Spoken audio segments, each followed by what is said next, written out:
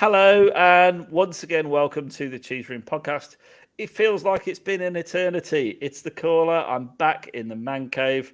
I'm loving being back with all you lovely Tottenham Hotspur fans. Please do smash that like button and let me introduce today's guests for you. We have got some fantastic people in the Cheese Room tonight. He's had more weeks off than Steve Diver. Here's HG. How are you, HG? Oh, that was me. Yeah, I've had quite a few weeks off, about 10, I think it was in total. But I'm happy to be back at school. I'm happy to be back watching Spurs. Both are as exciting as each other, sadly. But life's good. Good to have you back. I'd just like to say I've broken up for a week's holiday now. And that means that I can chill out, have a few beers, relax, enjoy myself. So Callers going to Butlins. Callers going to Butlins. I'm going to Bognor Regis to see John. I can't wait. It's probably the first and only time I'll ever go to Butlins, but it cost me nothing. So, needs must, times are tight. The electricity bill's going up. It's got to be done. Everyone's got to economise, right? No doubt he's written some cracking dad jokes in the run sheet, which I absolutely will ignore. Is DaveO in his Champions League hoodie. How are you, DaveO? I'm good, thank you. Good to see a bit of an Aussie theme tonight on the show. Good to see. I'm glad you mentioned that because shout out to the Hotspurs. So look what I've got here. Only an Hotspurs scarf. There you go. Brought over by the founder, the chairman. Well, not the founder, but I think he's the current chairman, Mr. Fellows. Whilst I was at the Spurs game in the baking hot sun last, he brought over a beautiful Hotspur scarf. So massive shout out to Paul if you're watching tonight, and we'll have you back on the show soon. And you're rocking some merch as well there, Dave. That's subtly done. I like that. Yeah, the Cheese Room podcast available now to all patrons with a year's subscription. Also joining, the reason we're late tonight, JP's had a meltdown of technology. Hello, JP. How are you, my friend? I'm doing well, yes. Apologies to everyone who was waiting for us. I've had to swap laptops, so hopefully it's not too grainy today, but I think I'm just going to throw the other one out. I had the tech guy come over to fix it the other day, and I reckon he's done something to my camera, but these are excuses. Thank you all for waiting around patiently. It looks better than normal, actually. It's probably because it's not my normal laptop. Yeah, we'll stick with that one, maybe. Yeah. Moving forward. I can hear someone driving past somewhere. I don't know if is that you? I doubt at 6 a.m. in the morning that's me. So what are you two? Then? I doubt it's level 6 of an apartment block at 6 in the morning. We're narrowing it down. HG, have you got a window open there in Austria? Oh yeah, got my door open. There we go. That's what it is. You'll hear all the idiots. It's Friday night, and I live close to a cinema, so we'll see what we get later. Maybe a few police sirens or something interesting. Will you get an Papa band parading down the street? Why an Papa band? Oh, it's near enough, isn't it? Germany, Austria. I don't know. Cool. I live in a different country, and they have different music. And not everyone likes Coldplay. Everyone loves Coldplay. They're so middle of the road. Everyone loves Coldplay. Let's know in the chat if you like Coldplay. We were just playing some 80s classics before the show, actually. So while we're waiting for JP, so let us know what your favourite 80s classic is as well. As I said, please do smash the like buttons. Obviously, it is a sad time for everyone in the UK. Unfortunately, the Queen is no longer with us. Dave, got any fond memories? You've lived a longer life than all of us, so got any fond memories of the Queen? Well, actually, the only other time I've seen the Queen was in Sydney when she was driving down George Street on, in a motorcade procession and things like that. And we've got a National Day on Thursday, so I know that obviously the funeral's on Monday, but for some reason the Prime Minister has given a National Day on Thursday, and then there's a public holiday in Victoria on Friday. So the Victorians have got a very nice long weekend because the AFL Grand Final, Look, it's like, the thing is that obviously, I mean, no matter what your stand is on the monarchy and things like that, and I've got my own views, which I'm not going to go into, but obviously it's been a constant throughout our lives, and someone who's given impeccable service, and her life has been around service. She's the most, in my mind, the most high. The members of the royal family I've got the greatest respect for. So yeah, it's very sad. It is. Sporting World's been paying tribute. I thought this was nice. Salzburg fans at Chelsea. Lovely. Walked across Earls Court Bridge to Stamford Bridge in silence as a sign of respect. And then this one at Rangers, I thought that's how you do a TIFO, isn't it, HG? It's certainly better than the ones that Spurs produce. Load of rubbish we do. But yeah, no, fair play to the Rangers for doing that. So yes, a cloud hangs over us for a little bit longer, but football is back, and we will try and cover all from the weekend's action. We're going to do our predictions. We're going to talk about that shambles in the Champions League on at a very strange time of day, and we're going to look ahead to thrashing Leicester at the weekend as well. So hopefully that will lift our spirits slightly. I'm not going to go through the decision to call off the games and everything because it's happened and it's on to the next one. So let's talk about the shambles that was a performance away in the Champions League. There were a couple of faces in the crowd from the cheese room. In case you didn't know, Brendan knows Sandro. There he is. Brandro. That's another one, isn't it? There we go. Brendan and Sandro loving life. And Sandro is a guest with us on Saturday tomorrow. So he's flying over to see most of the cheese room is there actually, or a large chunk of cheese is at the stadium tomorrow. We're going to do some donating to the local Tottenham food bank and go around some pubs with Sandro pre-match, and then I think they're interviewing him before the game. So we're hanging out with Sandro tomorrow. So that's pretty cool, isn't it? Wait, are you hanging out with Sandro? Is that what you're telling us? Well, I think he's hanging out with us, if I'm being really honest. Yeah, okay. Right. Okay. He wants. I'll tag along. If you want to tag along, Sandro, I'll take you around. I'll show you Tottenham in all its glory. There's the starting lineup from Sporting. Yeah. Any surprises there, JP? No. I mean, that's the team we're all coming to expect. I mean, the one thing everyone can talk about is, well, when does Conte kind of pull the pin on Sonny? And I think with his, I suppose in the last game we had as well against, was it Fulham?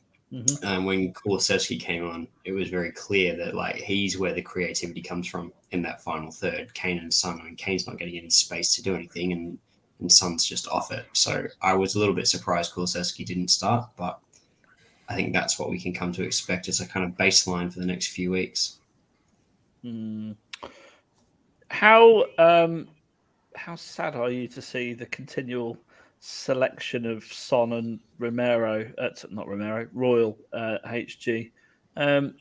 Does it bug you slightly? You could throw Romero in there. I mean, Romero's not playing well at all either. But does it bother me? No. I mean, am I surprised? I guess a little bit less each time it happens. I would like to see changes. I think we're better if we make those changes. I think Kulusevski was very harshly treated to be rotated out somewhat permanently.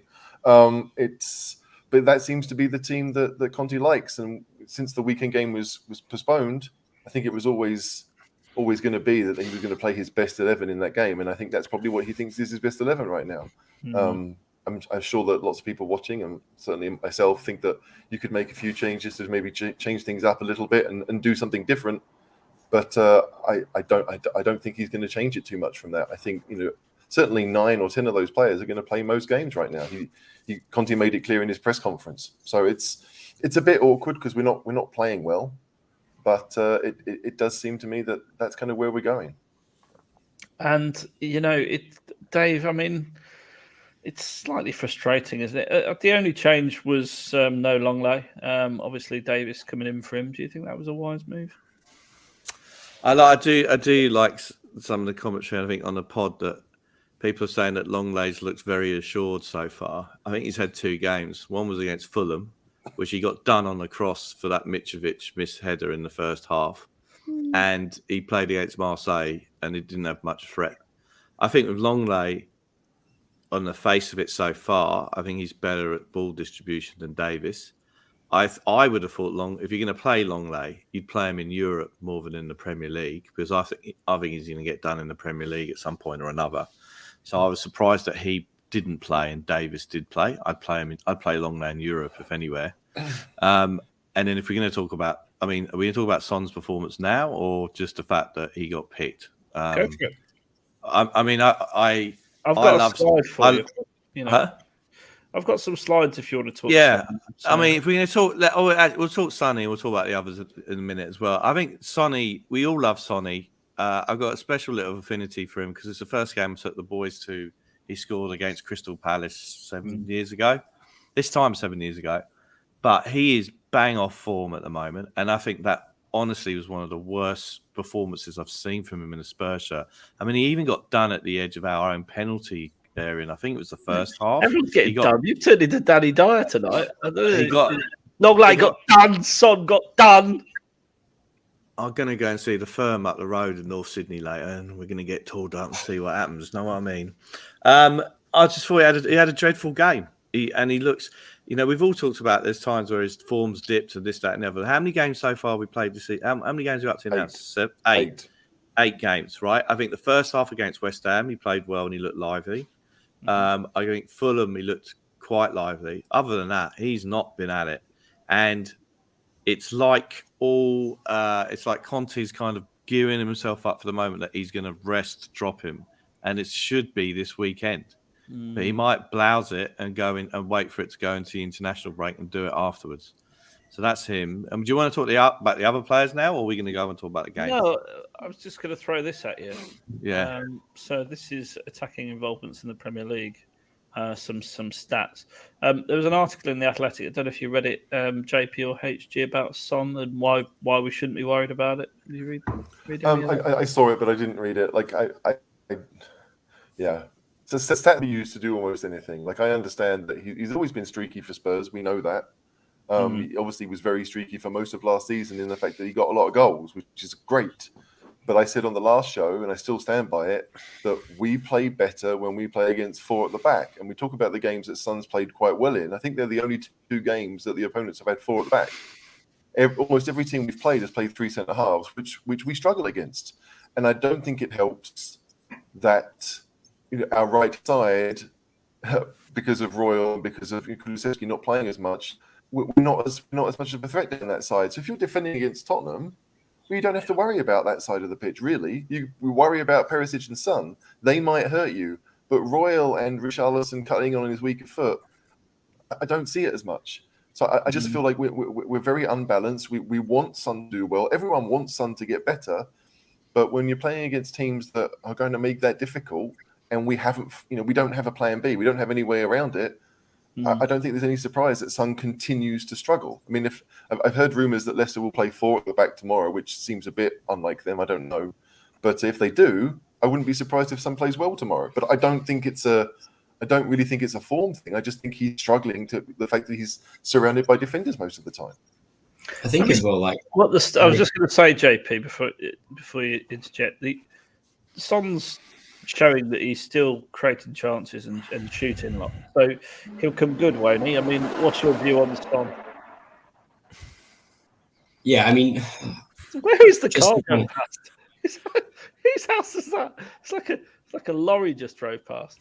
It's got to be HG. It's in cars. It's about to be mine. Do you want me to go and shut the door? No, I want to hit. I'm enjoying it. Carry on. No. Keep. I like it. That was like the Austrian Grand Prix. Brilliant. Keep going. Yeah, the road outside my house is very much like that. It's idiots alert. Go on. JP, go for it. I can't even remember the question now. We're talking about Son, aren't we? The stats basically say Son will score if he keeps going, and he keeps getting picked. What's your view on Son? I think if we think back to last year, or probably mid-season, he had a 10-12 game streak where we were all kind of saying the same thing. He's not playing well, is he? He's not really playing well. He's not creating much, but he was scoring goals. They were tap-ins, but he was scoring goals. He's just not getting them going in the back of the net. He does this every season. Hopefully, this is his kind of 10-game stretch, and then we're done with it. And then he'll be brilliant for the back half. I would say as well, though, I think it's not a coincidence that Son not playing well coincides with Harry Kane having not. He scored a few goals, but he hasn't been great either.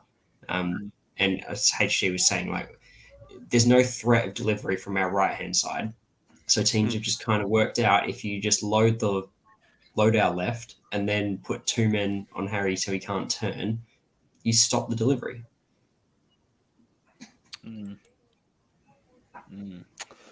Sonny going to come good then, JP? Yeah, he'll come good. It might be in 3 or 4 games time, but he'll come good. He does it every year. He might not. Sometimes you peak when you don't know when it is, right? I mean, how many goals has me? Yeah, 1995, great year. What was I going to say to you? How many goals has Kane got? How many goals has Kane got this season? I thought he's got a few. 5? He's got I don't think it's as many as 5. Is it like 3, 4? Okay, so he's got 3 and 8. So he's not. I think that's not a bad return, right? I just think the way we play, and it's quite clear our 2 central midfielders are they're screeners, and then get the ball forward, but they're not in terms of an attacking threat. And I know Højbjerg scored 2 goals this season before someone says it. You're not going to get much more out of them, and it's totally reliant and dependent on the wing back. Excuse me. And our left wing back Perisic is a great player, world class. We didn't have such a great game during the week, but on our right side, if we're playing the Conte way, we have got a massive problem because Emerson is just not fit for purpose. He is not fit for purpose. And Seb, who I've got a lot of respect for, does some great stuff and all that. I mean, he was praising Emerson Royale for the West Ham game and the fact that the tactic seems to be get Royale running up the pitch as fast as possible, easy option on the counter-attack. But if there's only good thing that Royale does is running quickly, well, that's not really... I mean, he can't cross and he can't pass. He's no good going forward, and we're playing a wing-back system. He's just not good enough. He's just not good enough. And we've all tried our best to make the best of a bad lot, but I will go out and say it now. He's not good enough. We should have got in a decent, at the kind of peak of their career otherwise, right wing back in the window, and we didn't. Well, lots of people told me Spence was going to start for Spurs, but that's our £25 million wing back, isn't it? And he's tomorrow is not a bad time for him to do it, if I'm honest. Like, I mean, these are the conversations we had when we were losing at Burnley and not playing well. And I know it was only a few days after we beat Man City, but Man City away and Burnley away are 2 different propositions. Yeah. And Emerson is pretty good when you're playing against Man City, but against teams that you might want to attack, who may well be quite happy to try and nick a 1-0 win, Emerson is not your man. And we saw when Doherty came in, we scored 4 at Leeds, we scored 4 at Villa. I know he did play the whole Villa game, but we scored 5 against Newcastle. He's got a load of goals with Doherty in the side, both as left wing back and right wing back. So it offers something different. And I just think that, Leicester are bottom, right? They're still bottom. Why not give Spence a chance tomorrow? Why not play Doherty? I think the evidence is out there that we're a better team with anyone else at right wing back than Emerson Royale, especially against teams that we would hope to beat. It's a fair comment. JP, your thoughts on Mr. Royal? I mean, I feel a little bit for him, to be honest, but are people overreacting to this, JP? I mean, we've gone 15 games without defeat. We lose 1 game, and then all of a sudden, Emerson Royal's crap. It's the end of the world. The world's caving in, and we're going to do nothing. If you believe what you read on Twitter, which obviously only a insane person would, but nonetheless, there is a lot of faux outrage about it right now. There's a little bit of camp A, a little bit of camp B. I think it's been definitely overblown. If you look at his performances this year, he's been significantly improved, and I think he does a lot well in between the 2/3 of the pitch. I mean, he was kind of at fault for one of the goals in the Champions League game this weekend. And his crossing is non-existent, but he does give us a lot, and he's safe and secure on the ball as we progress out. So I don't think he's been as bad as everyone keeps hanging on. He's the reason why we're never going to go anywhere. But if we are going to go somewhere, we do need someone who's going to be able to deliver something for us on their own in the attacking third, and he's not going to give us that anytime soon.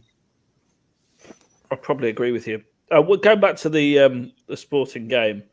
Obviously, Richarlison in the early stages just kept getting caught offside, but then moment of absolute magic. Marcus Edwards, former Spur, sort of just weaved through our defence and got a shot in, which I thought was going in, if I'm being really honest. Hugo did very well to start. I thought Hugo had an excellent game again. Yeah. Marcus Edwards, how much do you regret selling him then, Dave? Is he the one that got away? I knew that, I'm not on Twitter, sadly, but I bet there's loads of people on Twitter after he did that run again, we never should have got rid of him, blaming everyone. But the fact that remains is that... Levy mainly. So you'd Yeah. No, I know that. I wouldn't say that. He did one... Where did he go? He went to somewhere after Tottenham before did he a couple of clubs, I think. It was Pacos Ferreira, wasn't it? Yeah. Yeah. So another team in Portugal. Yeah. So, it's... And the Portuguese coach saying he should get called up to the England squad, which, to be honest, if Harry Maguire keeps getting picked, I don't see why not. Let's hope for everyone. Yeah, exactly. I'm expecting the scouts to turn up on Tuesday night. And, I'll be exactly. So, look, he did a great run and he looked lively. He looked lively. He did a great run. Poch rather foolishly compared him to Messi. And there was talk about the fact that he had bad off the field issues and this, that, and the other. He didn't work out. He didn't get picked, and off he goes. But I knew that as soon as he did that run, that Twitter began, he never should have told him. What a load of old nonsense. I think with that as well, so much of a player and what they become is the environment that they've been in. If he had stayed at Spurs, he never would have become the player that he's becoming now because he wouldn't have gotten minutes. So for him to be what we're seeing today, he had to go off and develop somewhere else. So no, I'm not, upset that we sold him because I don't think he improves our 11, nor do I think he would have got anywhere near it if he was just sitting on our bench. Well, I mean, the good news is there could be a windfall further down the line if someone did pay his release clause, which is £52 million. So I saw this. We've got a 50% clause in his contract. So, I saw this on Twitter, but did we not sell him to another club? Yes, but we waived the 50% sell-on clause at Pacos Ferreira. So he ended up carrying that clause over in effect. I think we have to pay them 10% of the 50. So we'd still get 40% of 52 million or whatever. But I mean 50. I mean that's ridiculous thing to say if I'm being really honest because we've seen him in one game now. Fair enough. If he tears us a new one at the Lane, then that's a different story. Maybe we start taking it seriously. But he'd obviously been playing very well. But 52 million quid is a lot of strawberries, isn't it? It's not much in petrol. Is at times that tough down under as well? Is your petrol going up? It's starting to, yeah. Oh no, that's distressing. Well, the much maligned Emerson had a chance, didn't he, early on in the second half? HG, and nearly scored, nearly took that. Just lacking the killer instinct. Could that be the best bit of attacking we've seen from him? Off the ball run that Kane spotted. He's been a first teamer for a year now. I don't remember too many other chances. I know he's scored a couple of goals, but one was a fluke cross, and the other one was from 2 yards out against Newcastle. There's nothing to hate about him. He's an honest trier, which some people seem to love, and he won't do anything terrible. He's not going to do what Aurier did. Right, Aurier was very much he could give you highs and he could give you lows. Emerson doesn't really give you any lows, but he also doesn't offer anything that could make you excited. It doesn't worry the opposing defense at all. So I don't want to bag him out because he's obviously doing his best. But I just think that the team would perform better. If Spence came in and was awful actually when he had the ball at his feet and would try and take players on and it wouldn't work out maybe even 2/3 of the time, I still think that the fact that he has some pace would scare defenses to back off him, and then maybe other players would have more space to work. it would be almost like a decoy. Right now, Emerson's not a decoy. Emerson's just there. He could be a traffic cone. So it's a massive issue. And he also injured Skip in training. There is that. Was it him? Yeah, so he's a bit of a klutz. I mean, the funny thing is, like, Emerson obviously has value. Like I've said before, if we don't have a plan B, this is possibly true. Yeah, I think that's definitely true. I do, but I just feel like if our plan B is to go 4-4-2, which it seems like it has been and probably will be, then you want Emerson on that because we don't really have anyone else. Like Doherty's not comfortable as a right back. Spence could maybe do it, but we it would be weird. So I just feel as if like there is value to having Emerson, but in certain games where you don't think you really should need a plan B, or if your plan B isn't so important that your right back can defend really well one-on-one, then Emerson, he can have those games off. He can be rested. Like we have players in our squad that can create a team that can score goals because they've proven it. Most of that team that play every week were here last year and they were doing it. So I just feel as if we seem to be handicapping ourselves for the fact that a guy can defend one-on-one when we haven't done a great deal of defending this season, apart from like the fact that we've sat back and allowed people to dominate in midfield. When we've had the ball, we played well in midfield, we're playing in the opponent's half the entire time. But if we don't, we're quite happy to go back into kind of a 5-4-1 and see what happens. And I find that it's not disappointing. I just think we could use our resources better. I mean, I think Emerson's best game in the Spurs shirt was Liverpool away last season. Yeah, where effectively, he was very City good. Away as well was good.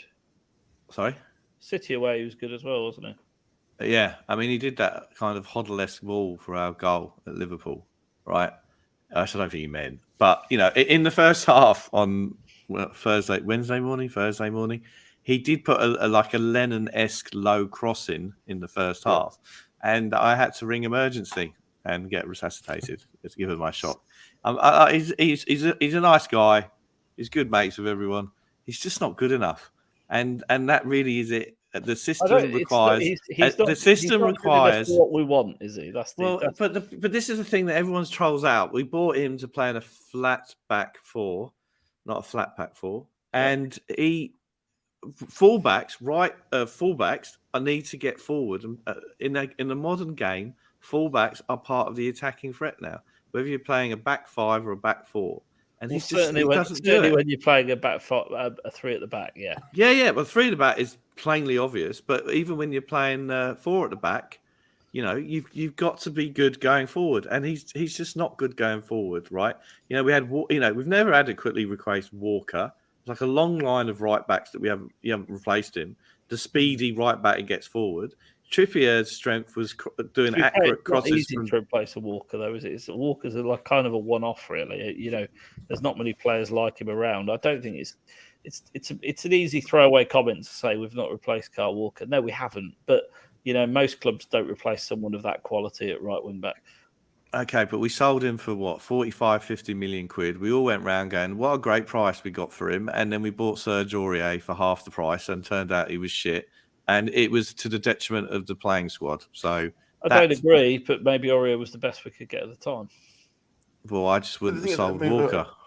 Yeah, quite exactly. If we're going to talk about that, selling Walker when he's got 4 years left on his deal, even if it is a lot of money, they paid more money that summer for Benjamin Mendy. So clearly for City, it wasn't that much. Who? Yeah, maybe. It was Poch's decision. Poch got upset. Yeah, Poch got upset because Walker said he wanted more money and he wanted out. And Poch was all about loyalty until he wasn't about loyalty. But that's another different story we could talk about. True. But selling Walker to Man City, selling any of our better players to a rival is never a good idea. It doesn't really matter how much money you get. Like Aston Villa sold Grealish to Man City and he's done nothing for Man City apart from win the league. But did it help Aston Villa? Not really. No. So at some point, teams will have to realize. I get that Villa, it was a release clause; they had no choice. But at the point being, if you want to challenge the teams above you, you cannot sell them your best players. And Walker was one, certainly super important for us. So I don't want to talk about what happened in 2016 or whenever it was, 2017. Dave still wants to talk about what happened in '95. So, right there. it's frustrating to me that I genuinely feel that we have a better squad than we had last year. Most of the players that were that are still around were part of a team last year that were going out and scoring goals and outscoring teams. And I can't believe it was just because we were playing against teams that played 4 at the back each week. I can't believe that. But at some point, like you want to have a threat from both sides of the pitch. But we don't have it. We just don't have it. And that's not necessarily a negative on Emerson, because Romero's not pushing forward. Sanchez obviously doesn't do that. Like, we could do something different down that side. But Richarlison, to me, isn't massively comfortable. Would much rather be playing on the left. I thought it was interesting at the start of the Lisbon game, second half of the Lisbon game, they switched sides, because I actually think Son would be a better option down the right than Richarlison is. And if they switched over, it might do them both some good. But we've seen it. We know that Kulusevski works well with Doherty. We know that. Why are we persisting with someone who hasn't really got any kind of partnership with anyone on that side of the pitch? Romero doesn't necessarily trust him with the ball. He's just kind of he's the man who's in space because the other team allow that to happen. Conte said though that Doherty's still not right after his injury, and so I suspect it's more just he's not comfortable putting Spence in right now. In which case, the decision to keep picking, Richarlison on the right doesn't make sense, because you need Decky. Like, if your wingback can't cross, you put extra reliance on the person who's playing in that 10 role on that side, and Decky's the best we've got at that. And so I just think that with Kane and Son off form, you have to go for the person who gives you the most creative outlet supporting him. Well, surely the answer is you drop Son and put Richarlison in. What was that? Surely the answer is you drop Son, put Richarlison in, and then you've got Decky in the side as well. That's the answer. But, I mean, even if you don't drop Son, you just put Decky in. Rotate Son. Yeah. Why are you saying, JP, why are you saying that Kane's out of form? I just don't think he's been playing. Like, he's scoring goals, but I don't think he's playing well. Like, he's dropping and he's trying, but I think maybe it's unfair on him, but he's being boxed out. I think teams have kind of worked out that Son's not really at it, and we don't have a threat down the right. So if you just focus your energies on not letting Kane turn, he's not really giving us much creativity. I don't know. I think he's done all right. To me, the downside of this, like if our best front three this season based on performances is clearly doesn't have Son in it, right? It's the other three. But if you take Son out, then whatever pace you do have in the side disappears. Like, Richarlison is fast, but I don't get the impression he's going to outrun everyone. Whereas, like we saw in the Marseille game, that game was heading for a 0-0 until Son got a chance to run and the guy got sent off. So Son's pace is clearly an option that we need. But if we're not going to start him, then that pace needs to come from the wing-backs, which to me means, fine, play Spence because he offers it. Right? Play Sessegnon over Perisic if you think it's needed, but you have to have something that worries the defence. I think Perisic is a much better player than Sess, but again, like if you've just got Spence on one side, you could, and you're unable to move the ball forward, you need to have some other option. And I just think that Spurs right now, we're very easy to play against. If you keep Son facing his own goal, he can't do much. That's just not his game. Decky could be better at it. Richarlison is better at it. But if you lose that threat over the top, then you're fine. You just keep everyone in front of you. And they've got to play around you. And we've got to be good enough. And we haven't done that enough this season to prove that we can do it. Well, I mean, according to Conte, Emerson has had a good start to the season and can play in this position. I'm happy with him, quote. He could have scored 3 in the last game. He's improved a lot since last season. He played every game in this period. Now he can be a bit tired. Hopefully that means there may be some rotation coming. But then when asked about Matt Doherty, he said Matthew had a serious injury. He's struggling to come back as the player I knew last season. Now he is improving a lot. He'll have 2 national games and come back and then have the possibility to rotate. So in other words, don't count on seeing him against Leicester. But does that hint that you might possibly see Spence against Leicester? Hopefully, but I doubt it. Quite. I mean, it hints that it's more likely to be Spence than Doherty. But when was that injury? April? Was it he got injured at Villa? I mean, that's what, 5 months ago? It was a serious injury. Yeah, but that's knee injuries. But he was there for pre-season. He did all of pre-season. So, how long does it take to get back to what he was? Like, it begs the question: why did he put I would like to know why he put Doherty in against Leeds. way back when, because Emerson was fit at the time, and we didn't have 2 games a week. We weren't playing every midweek back then. So what made him choose Doherty? And to me, the evidence is relatively clear. We played pretty well with Doherty in the side, and we scored a lot of goals. Why hasn't that happened? Is it? I can't believe that it's just because he injured himself in April, or he got injured in April. Well, I would, say that surely everything you say is perfectly true, HG. In that he did get injured a long time ago. I would say he needs games. Like, he needs game time to get back to the level. That's as simple as that. You can't simulate a real match. He needs to play a few games. If Emerson was playing well, we wouldn't have this conversation. None of us would care that Doherty hasn't played. But because he isn't playing well and the team is struggling, I think the thing is as well, he would be my first choice from the get-go anyway. Like, he would always be in, for me, he would always be in ahead of Emerson, unless you're playing Liverpool, Man City, Man United, maybe Chelsea. The bigger games. Maybe that's the actual cost of kind of where Son's at, is that we're happy to kind of carry Son through his form, but he's looking at it and going, well, I'm already carrying Son. If Doherty needs games and we're going to have to just put up with a few performances during that run, I can't have 2 players in this first 11 that I'm carrying through a match. Look, we'll talk about Leicester game later, obviously, but it would be nice to see at least 2 changes for the Leicester game. Yeah, just to yeah. I agree. Well, we'll get to that, Dave. I know. You're getting a bit carried away there. I've given you a Leicester hors d'oeuvre. You know what those changes are going to be, though. It's going to be Sessin and Langley. Yeah, I know. That's not what I was thinking, but we can't talk about that at the moment. DaveO, do you think he should have brought on Brian Hill? Was he on the bench? Was he on? Is he still sulking that he didn't get his move? He was on the bench. He didn't get his move back to Valencia that he wanted to. I think the comment really is, we did nothing on the bench. There was nothing coming off the bench, was there at all? Really, we made 1 sub. What do you mean? What do you mean when you say there's nothing coming off the bench? Do you mean obviously we only made 1 change, Conte or do you? Nothing. Okay, so we said Conte did nothing. Okay, I think that let's we've lost our first game of the season, right? We ain't played very well. We're unbeaten in the Premier League. Unbeaten last 15 games, actually. Yeah, okay. We was our first loss. Nearly half the season. Yeah, but you have got summer, haven't you? Not bad. Look, there's been a massive. I mean, there is a bit of an overreaction here, right? I mean, we've lost the game. We didn't play that well. I mean, JP? Did you watch it without knowing the score? Or did you watch it live? I watched it. I watched the mini match. Did you? Oh, well, I got up. I've got really bad insomnia at the moment, so I woke up at 4 and I went, should I start watching it now? And I watched it, and then that thing at the you go through the whole thing, and at the end there's 2 goals. Oh, for fuck's sake! So look, we're not playing.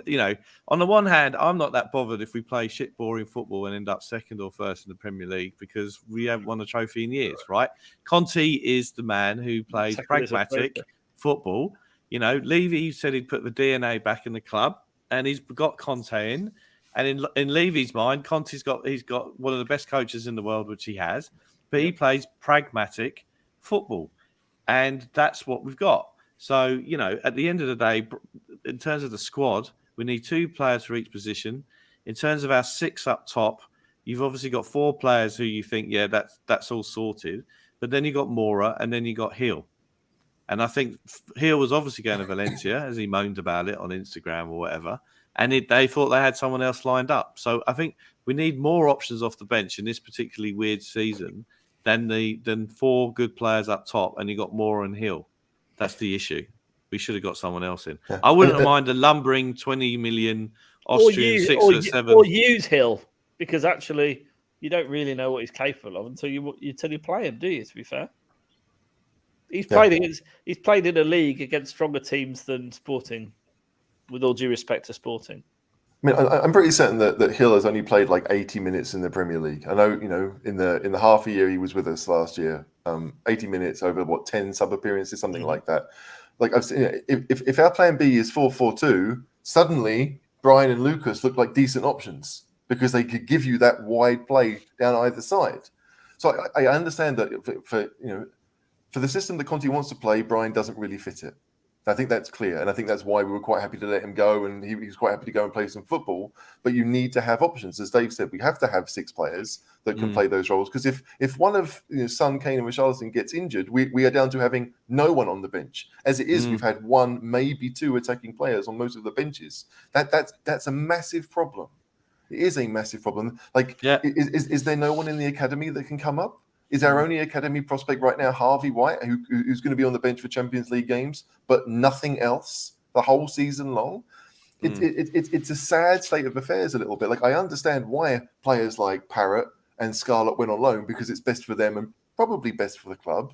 But like another loan signing, someone like it just feels as if we've built a squad that is decent at playing the way that Conte wants to play. But if Conte's going to say that Bissouma needs, 2-3 months to get up to speed with the tactics, that was a bizarre comment, by the way, and that Perisic, Perisic's obviously played the system before, so you can understand that he's coming. But like Richarlison, like I don't know, like is it because he's being asked to do less as an attacking player, whereas obviously the central midfielders for Spurs, they clearly are asked to do quite a lot, right? Because they have to protect the back 3, and they have to be able to recycle the ball and move it around the pitch quite well, and for whatever reason, Conte thinks that Bissouma can't do that. He doesn't understand both sides of that task. So it is a strange one. I just think, I really do think that we are not using our resources as well as we could. That's it. That's all. That to me is the most annoying thing. The results, okay, great. We've had decent results, but losing to Sporting are average. They were so average. Yeah, like, getting a point there would have been a bad result as far as I'm concerned. Had we really wanted to go and win that game, we could have won it quite easily. But whether it's pragmatism or what, we were just far too defensive in the whole game. And it only took a set piece. One set piece, one counter-attack, we lose 2-0, and suddenly a last-minute defeat, and it feels like the end of the world. But that's because we're not doing what we can. That's what annoys me. Losing games is irrelevant, because you will lose games throughout a season. But we are not being the best that we can be. And considering we've got one injury in Lucas, pretty much, that saddens me that we've been unable to do that so far. I agree with you. I completely agree with you. But it's Conte to a degree, isn't it? It's the way he's deploying the side and the way he's deploying the players. Far be it from me to question a manager who's won a lot. Who knows a lot more about football than me, but there you go. He did lose this game. 89 minutes, top class save from Hugo, led to a corner, and then boom, 1-0, closely followed by a stoppage time kick in the bollocks. I thought we'd done enough to draw the game, if I'm being really honest, but then that happens. Poor defending, switching off. What is it, Dave? We're going to talk more positively about Leicester in a minute, so we're not going to dwell too much on this. But what do you think it is in your dulcet tones? By the way, there's 90 of you watching. Please all hit the like button. Thank you. I hate to bring up what we've talked about for at least 10 minutes, but I would argue that you could say that Emerson was at fault for both goals. He got done at this corner. He didn't mark the guy properly. And he got. Kane, I thought it was Kane, to be honest, but I think you're a bit harsh there. Is it my narrative? And they got. It was Enoch. Didn't mark him properly at the corner. And then the counter attack, that was Romero and Emerson. And we did slightly touch upon it before, but Romero, in the 2 games he's come back, he has not looked good at all. And you'd argue that he's obviously been rushed back. And I never like Sanchez and Emerson on that right hand side. I mean that's where distribution doesn't exist anymore when those 2 are playing, right? But I think Romero in 2 games he's come back, he's not looked good, and he got done for the second goal. So disappointing. As I said, if you're watching it, it's that feeling that you have when you're watching a game blind. You know the results happened. You can't look at your phone. You got to just focus on the game. And you sat there for 90 minutes. And I thought at the start of the second half, I thought we looked a bit more attacking. We were laying siege to the goal. We had some corners. I thought, well, here we go. And then you sit there at the end and it's like in 2 goals in a minute. And you go, what the fuck's happened there? So that's what happened on those goals. Just slightly disappointing the way Conte's handled Bissouma, do you think? There was no real need to say that in his press conference, was there, HG? No, but I guess people, obviously being asked about him means that people are questioning the decisions of playing the same two in almost every game. So maybe he bristled at the fact that people are people who don't know as much about him at football are still asking those questions. It's not as if the journalists know everything, but it's a question that everyone is asking. You don't need to know a huge amount about football to ask the question that we haven't played well really all season. Certainly not as well as we did at the end of last season. And so, the results have been great and we sit third in the league and we're all pretty happy about that. But we've been here before where we were winning games 1-0, 2-0, 2-1 under Jose and boring everyone to shreds, but still getting late winners at West Brom. I mean, I'm sorry, as great as that was to win at West Brom got relegated for a reason. We should be beating those teams. We don't need to be worried so much. And I just find that annoying. And there's a comment here. Where is it? David Clark here. He's absolutely right. He's absolutely right with that. It was great for when it happened, but we have to be trying to get better at all points. And being an honest trier, no, I'm sorry, no, I want more than that. I really do want more than that. We don't tolerate honest triers on this show, do we? No, hey. I just there are so many things that we can talk about, and most of it comes back to Conte right now. We talked about Doherty needs game time. We've made 25 subs in 8 games, right? You can make 40, and we've made 25, and a lot of those have been once we were already winning games quite convincingly. So it just feels like we're not giving players a chance to get up to speed, even when they have the opportunity. You're 2-0 up against Marseille, great. 15 minutes left, bring people on. Who was it? Was that the game that we brought on Tanganga and they were down to 10 men and we brought on 2 defenders? Yeah, Tanganga and Davis. Minutes. Yeah. And we didn't switch our formation, and it was just really? Of all the people you could bring on and give them some confidence, we all know where our issues could be later on. If we get an injury here or there, we know we're going to be in trouble.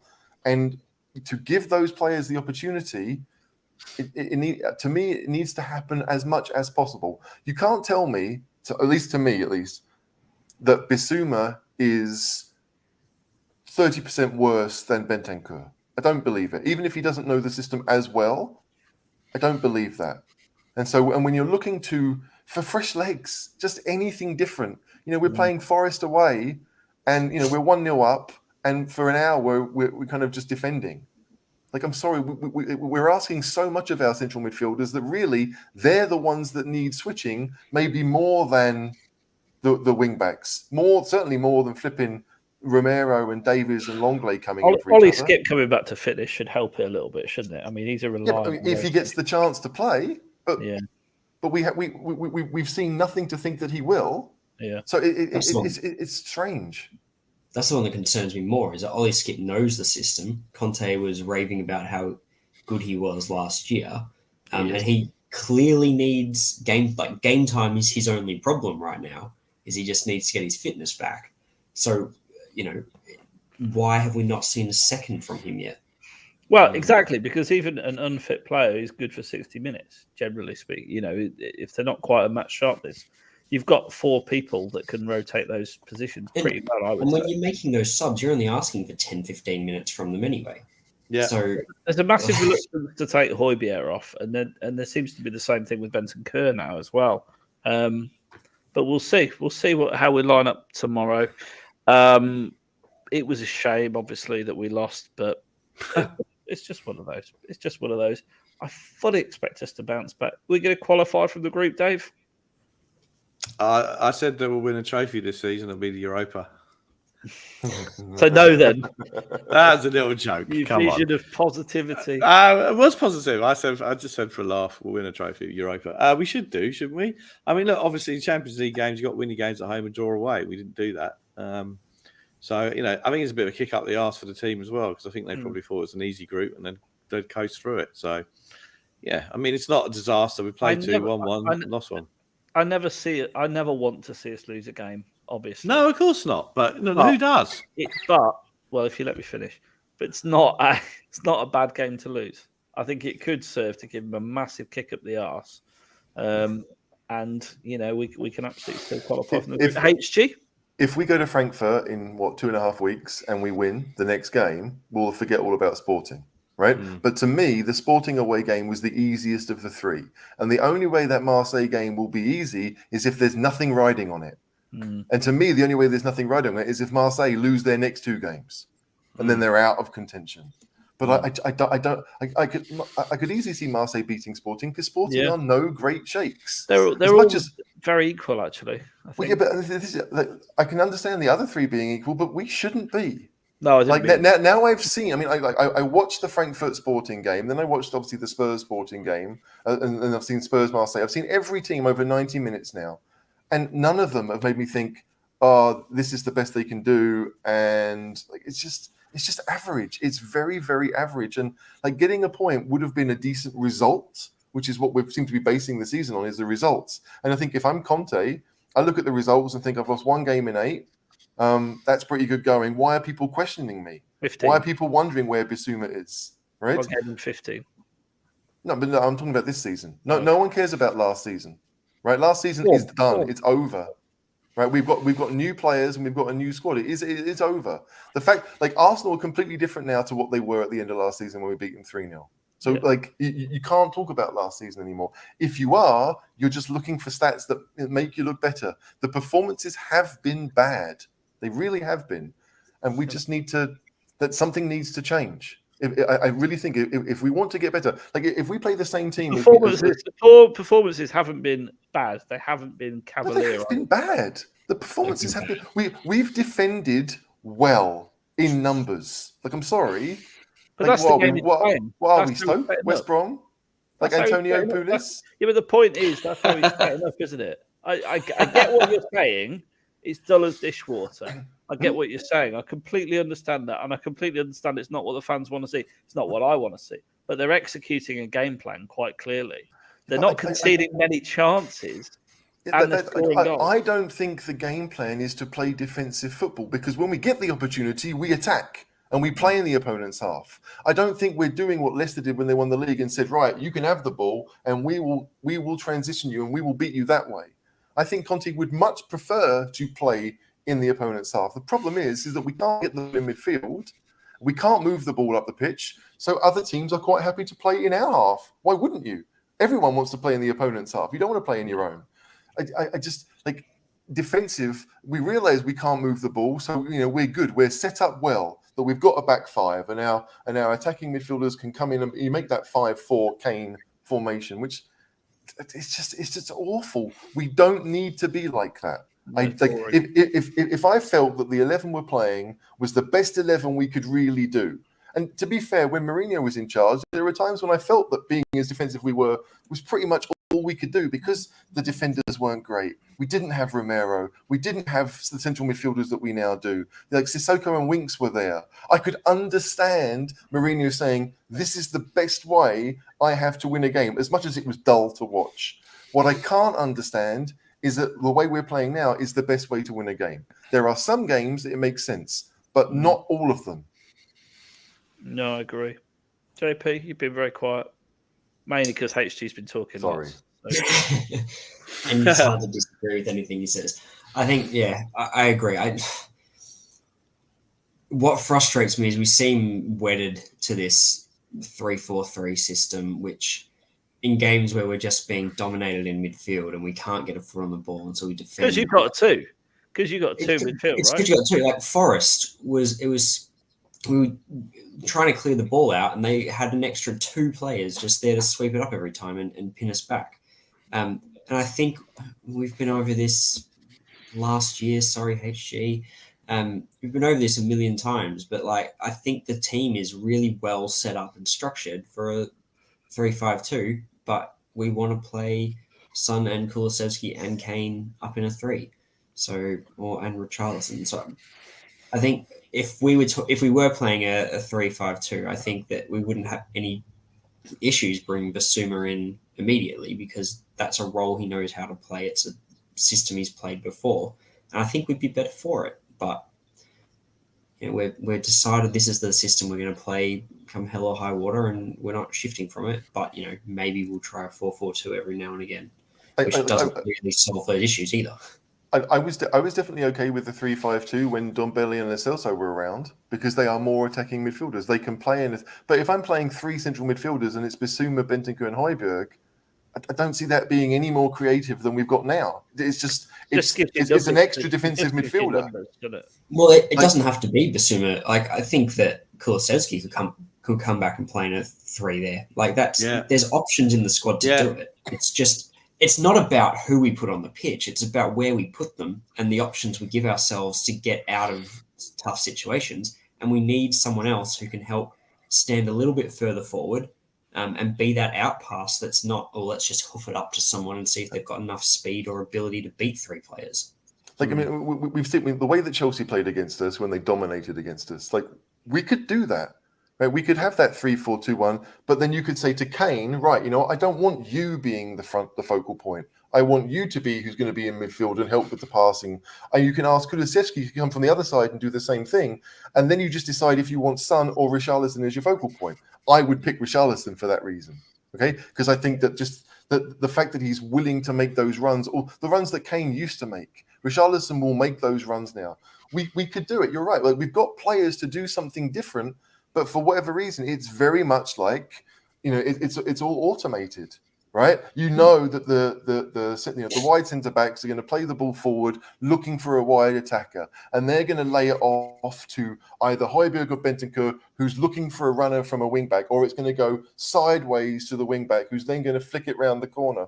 Like, we saw so many goals towards the end of the season when we did exactly the same thing, and it worked. So it looked amazing. The Newcastle goal where I think Son scored it, and Kulusevski went bounding down the right-hand side. It was a very simple play it to Kulusevski. He gives it to Kane. Kane looks up, sees Kulusevski running around the back, and we scored. So, it's like we know what to do, but for whatever reason, we haven't found a way to, at least for me, to defeat the fact that there are teams playing 3 centre-backs against us, which I don't feel at the end of last season happened very often, but it's happened in most of our games this season. Yeah. When we were linked with Maddison, and we'll go, he's playing really well, Maddison. Yeah, this season. Even though they're bottom, he's playing really, really well. Yeah. I said we should sign him. I said push the boat out, 60 million, take him. And the argument against signing him was, where was he going to play? And I made the argument that you could play him out as one of those wide attackers, but that he starts inverting and he starts taking some of the pressure off Harry having to drop to become that. And you can then split Harry and Son out, and you give more room for those wide attackers, as maybe limited as we are with Royale, to get in behind, because at the moment they're just trying to play super wide because our 10s are playing wide as well. It doesn't have to be Maddison. Son could do that. Kulusevski could do that. Richarlison could do that, but we don't. We have them trying to hug in and tuck the line unless they're defending. And I just think that they need to come and provide more central options when we've got the ball and we're trying to move forward. Madders can take a free kick as well, which is something that we don't have the ability to deploy offensively as long as Kane's in the team. Our free kicks, though, I mean, just to put a slight upper on it, our free kicks seem a lot better now. We've got this free kick expert in, do they not, Dave?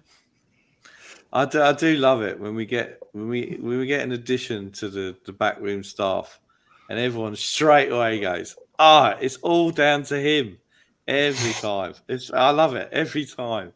Oh, look at Paratici, he's on the phone. He must be wheeling and dealing, and it's so yeah. I mean, our set pieces are better. They couldn't be any worse, right?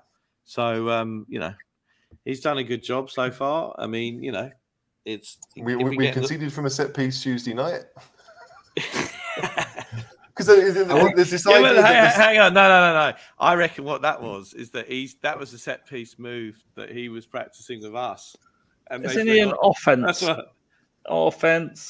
coach rather than a defense? Well, if you're a set piece coach and you're only focused on trying to score, that's a bit sad. Like you should be looking at trying to defend them too. I mean, maybe he is. I don't know, but. Yeah. No. Like, do you not think? Are we? Look, I'm stupid. Obviously, if we've got a set piece coach who's teaching them a set piece move, then presumably when we're doing the drill, there's defenders there as part of the drill. Wouldn't they be learning how to defend the set piece? Well, I mean, I don't know anything. You'd like to think so, wouldn't you? Yeah. I mean, I'm going out there. I'm going on a limb on that one. Putting it out there. Well, it was a good week in the Champions League. Ndombele scored. Again. Yeah, wonderful. Did he play 90 minutes? I think he came on as sub. He came on as a sub, yeah. Of course he did. Scored in the 90th minute. In a 3-0 win at Rangers. But I think I read somewhere that someone won the Sky Sports Super 6 because of that goal by Ndombele. They won 250 grand because they got all 6 right. Nice. I think I read that. So he's done something for someone. That's his weekly wages, isn't it? 250 grand. 300, I think. Anyway, we'll move on quickly. Leicester on Saturday, tomorrow, 5:30 p.m. I'll be there along with some cheese, lots of cheese. Paul Muir, Franco, Steve Diver, John, Brendan, and a guy called Sandro, would you believe, joining us on our pub crawl of North London. Very exciting. So there you go. Let's talk Leicester. 1 point from 6. And there was this to throw up, actually. I mean, I don't really get this. I don't watch soaps, but Paulinho and Arthur, I mean, I kind of get that. Yeah, terrible, isn't it? John, I'm hilarious, I think. My head in my hands when you said you didn't know it. Like, I'm sorry, I don't watch EastEnders either, but I know who they are. Arthur Fowler, isn't it? And Pauline Fowler, yeah, I'm aware. I mean, I just didn't find it particularly funny, if I'm being it would have been a better joke if they both got yellow cards, since they were Fowlers. Do you know what I love about those things is when someone sends it to you and it's the 6th time you've seen it and the person sending it to you think they're really original and funny. I mean, really. Is that feedback for John? Possibly. He did actually send it to me and I pointed out to him that it was in the Slack chat on Patreon and that was it. I love John. So he sends me good stuff. Conte on the injury news, just the same. Only Lucas not available, everyone else available, which means he'll stick to the same starting 11 we have all season. 1 point from 6 games. They're bottom of the league. Mm-hmm. So the Whipping Boys. Brendan Rodgers under a lot of pressure, HG. You might be happy to think we could put the final nail in the Rodgers coffin here. Like, if they lose with the international break, it'd be a pretty good time to do it, especially with Brighton looking. You'd think that Leicester and Brighton might be looking at similar coaches. Yeah. But I don't know. I have an awful feeling about tomorrow's game. I really do. So really? Yeah, really. Well, it's like I'm sorry. Like we're playing the bottom team at home before an international break, so we'd have 2 weeks to worry about the result. I've been there before. I've seen us lose at home. I've seen us lose at home to Wigan. To be like, I don't think it will happen because like if Leicester play 4 at the back, I think we'll play much better, right?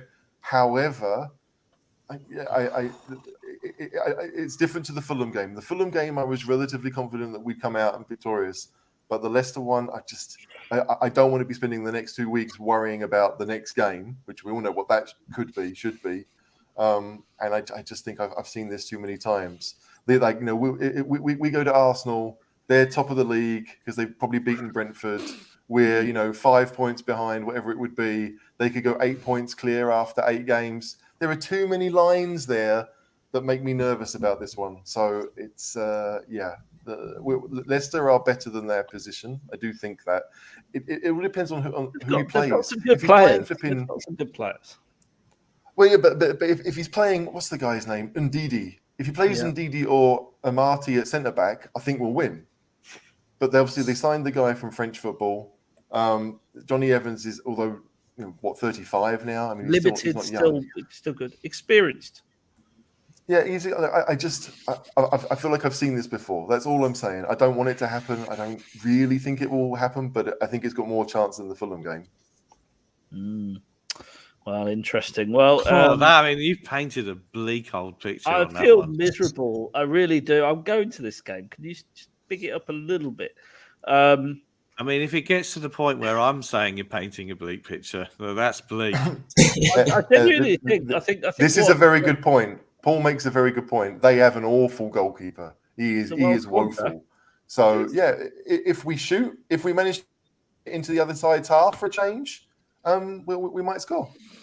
Now you watch tomorrow. He will have an absolute world. You've said that 100%. I don't think he's that bad a keeper, to be honest. Indeed, he'll be in midfield, so bolsters them. So listen, Paul O'Keefe, obviously all over the Twitter spheres, quite in the know. His predict Conte is, and I'm going to ask you for yours in a minute. So this is a clue as to what's to come for you guys. He believes we'll have Lloris in goal, Longley, Dyer, and Romero centre backs. Perisic. That is really in the know. That is. I mean, that's an exclusive. That's like Watergate. Well, I'm coming to you in a minute, so you can have your say in a minute, Dave. Perisic, Højbjerg, Bentancur, and Emerson, and up top, Richarlison, Kane, and Kulusevski. No Son in the team. Dave, would you like to predict Conte for me? Well, I'd say Fraser Foster will start, and then I'm going. I'm going to get a gin. I'm moving on to the gin. He's doing my fucking head in. Look, Paul O'Keefe, I mean, I love it. Journalistic scoops, the exclusive on Twitter, stating the bleeding obvious. Sorry. What? Can I just say I didn't say it was a journalistic scoop. I said it was just a prediction. Thank you. Bye-bye. You said it's like, is he gone in a cupboard? Has he gone off to Narnia or something? But it just looks like there's a big... Just looks like there's a big cock talking, which I suppose... Anyway. 100%.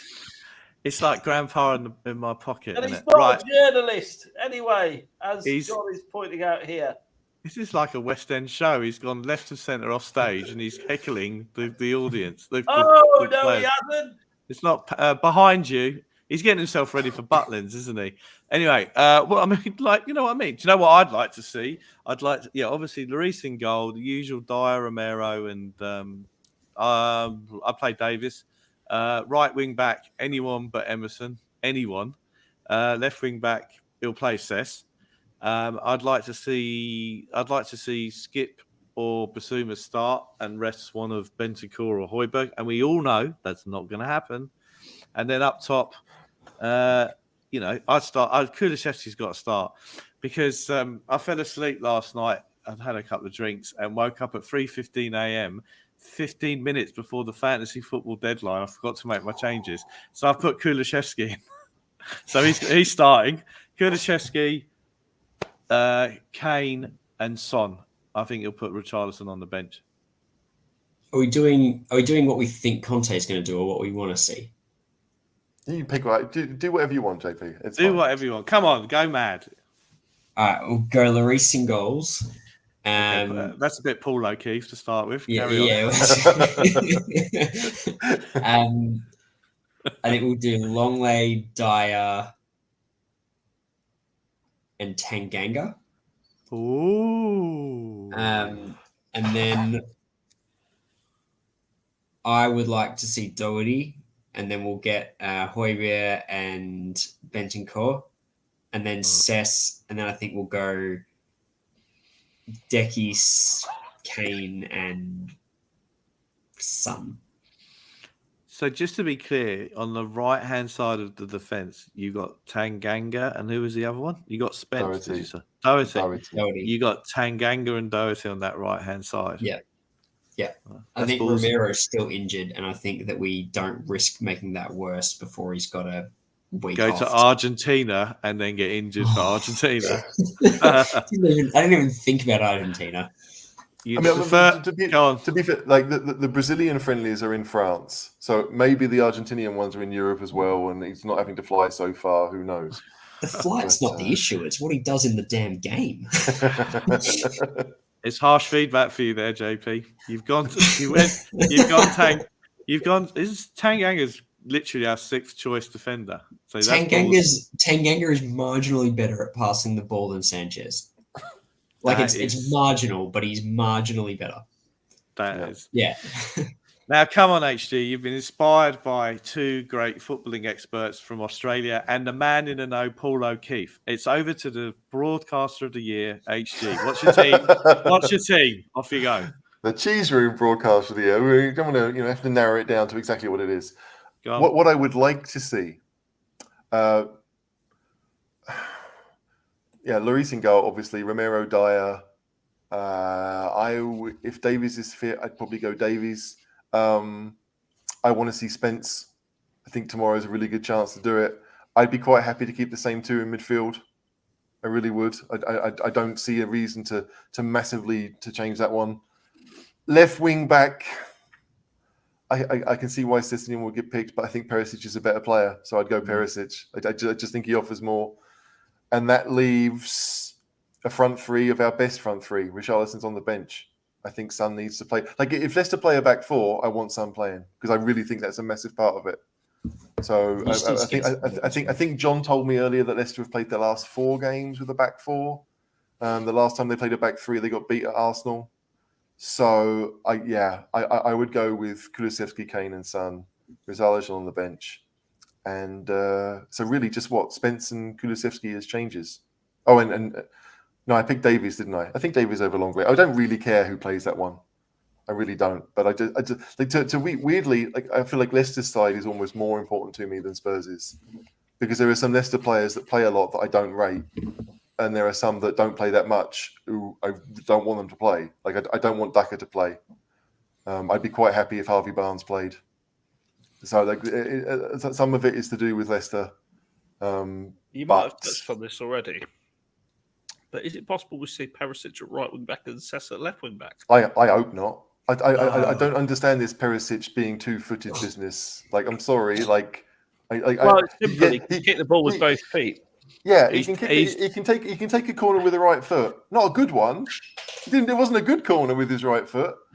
No, sorry. You can't judge the guy on one corner. Well, I can judge him on his whole, that's a bit extreme. I can judge him on his whole career. He's only ever played down the left-hand side. I don't think I've ever seen him play down the right.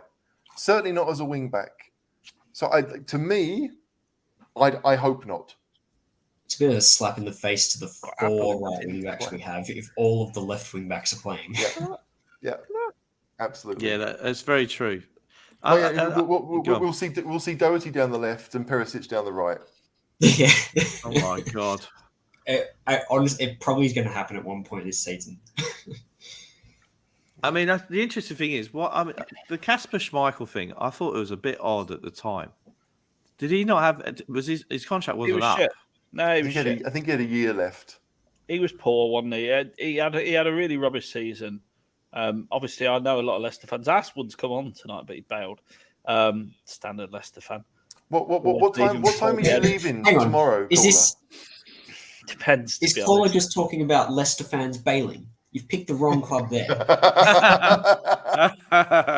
Nice work. No, nice work. Right, that was the joke, but it's over your head. You had gone a long time, by the way. I genuinely thought that your Wi-Fi had gone again. I was looking for garnish, and I found these wonderful. Look at that, apple slices. You were looking for garnish. Yeah, I've got a garnish jar. No, show us the jar. I want to see this garnish jar. Really? Go on, bugger off. I want to see it. You wanted to bugger off for 5 minutes again, don't you?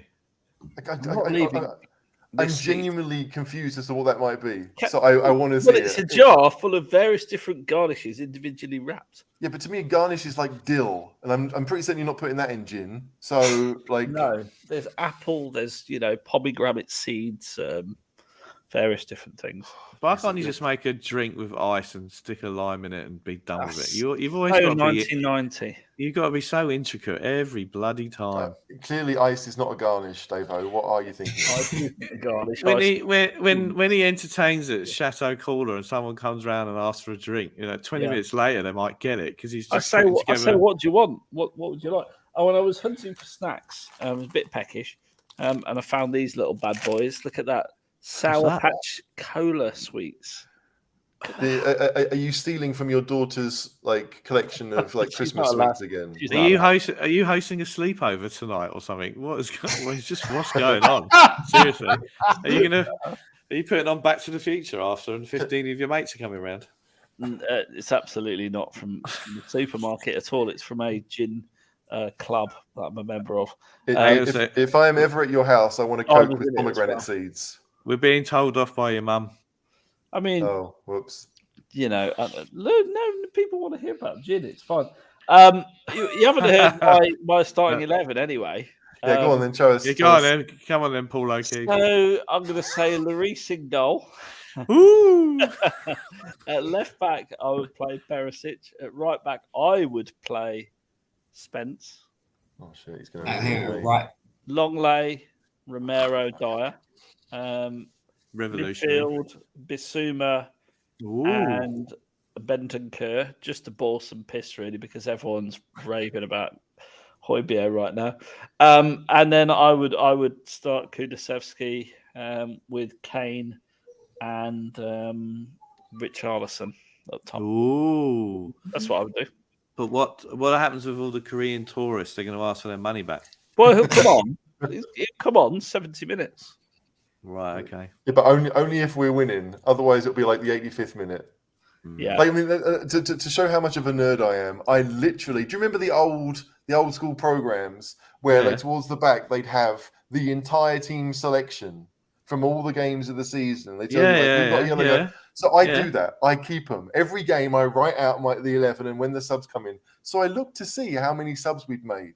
Right. That's how I know that there's 25 subs in 8 games, because I'm a nerd and I care. But like 10 of those subs were in games that we were winning easily. I think the important thing is at least you acknowledge you're a nerd. Absolutely. No, I think rule the world, my friend. I think what really happened is he said it as a class exercise, and he photocopied that sheet and sent his class had to work out how many subs have been used, and all the parents have complained to the headmaster. We played Hangman a few days ago, and Cole has seen the picture. I literally had "I love Tottenham Hotspur" as something they had to guess, and they got it. She's brilliant. How much class preparation did you do for that one? I don't do any class preparation ever. That's not my job. I don't have to. It turns up. What English words shall we learn today? Come on, kids. Let's play Connect 4. This is Romero. Hey, as long as they're speaking English, I don't really care what we do. That's the important thing. That's what I get paid to do. So we could be playing Risk in English, and it would be a good use of my time. I absolutely should have been my brother teaches conversational English in Japan to like 4-year-olds, and he just turns up in a room and like watches TV with them or something. I don't understand. He has for a minute I thought you were saying he teaches conversational English in Melbourne, but we need that. I've gone completely off your run sheet, Dave. What's that? Is there anything exciting on it coming out? It's not my run sheet. I just added bits to it that you ignored. Why do Leicester have needle for Spurs after 2015? Did you write that? No, they do though, don't they? I think they do. There's a little bit of needle there. There's a bit of needle, and I can vouch for this, having sat in the home end for at least 80 minutes. They've got this annoying song. Like, have you ever seen Tottenham win the league? Have you fuck? And that's basically how it goes. You know, it's very childish. Champions of England. To be fair, none of us have. Champions of England, you'll never sing that. I mean, slight technicality. We have been twice to your once, but there you go. So you know, there's lots of annoying stuff. They don't like us very much, do they?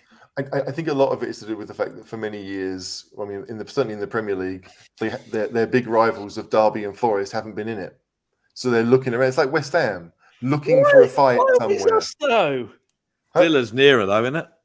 Yeah, but I don't think they really care. Like the fact that we were the team that came third in that 2-horse race means that, like, a lot of it might extend. Do you remember that the message that Kane did when we were chasing Leicester, and he got like the lions kind of going, and he sent it to Vardy, and obviously it came back in his face at the end of it. I think a lot of it comes from that. Like, for whatever reason, we were their main chasers the year they won the league. And so lots of eyes were on our 2 teams. Obviously, Leicester won the league because we didn't beat Chelsea. There is a lot of links there for them. Otherwise, who would they hate that season? The only team to beat them twice was Arsenal, who finished second that year. So there's no real, there was no real enemy for them that year. They had no one to really fight against apart from us. And so they look at us as being so we're probably a reminder of the year they were good, right? Yeah. And and as Tricky's put in the chat there, didn't we beat Leicester in the cup final to win the double? They're a reminder for us of when we were good. Also, what, in 1961? Exactly right. When they got a player injured halfway through the game or whenever it was, and there was like no subs, at the point. Good knowledge, HG. Good knowledge. Eric Dyer's been called up for England. Is it a triumph for Eric playing in a team with 5 defenders and 2 holding midfielders? Can make you look good. Who wrote that? What cynic wrote that? JP. Let's just applaud Gareth Southgate. That must have been really hard for him to do. He's had to come down a long way to make that call and bring Eric Dyer back in the squad. But he won't play. So, yeah.